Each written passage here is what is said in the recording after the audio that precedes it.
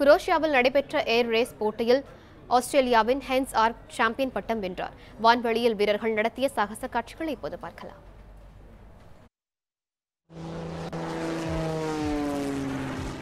குரோஷியாவின் ரோவின்ஸ் நகர் கடற்பகுதியில் ஏர் race championship போட்டி நடைபெற்றது.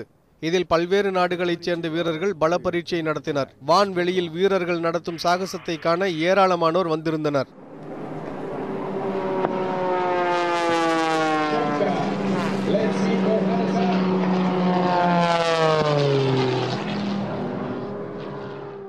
மிகவும் அபாயகரமான இந்த போட்டியில் மணிக்கு 370 கிலோமீட்டர் வேகத்தில் விமானத்தை வீரர்கள் இயக்கினர்.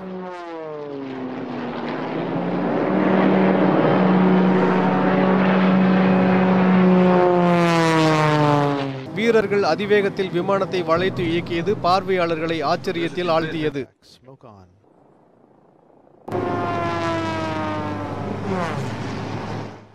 இந்த போட்டியில் ஆஸ்திரிய வீரர் ஹென்ஸ் ஆர்க் 54 வினாடிகளில் பந்தய தூரத்தை கடந்து முதலிடம் பிடித்தார். இவர் செக் குடியரசு வீரரை விட 10 வினாடிகளுக்கும் குறைவான நேரத்தில் பந்தய தூரத்தை கடந்து சாம்பியன் பட்டத்தை வென்றார். ஹென்ஸ் ஆர்க் தொடர்ந்து 2வது முறையாக முதலிடம் வந்து அசத்தியுள்ளார்.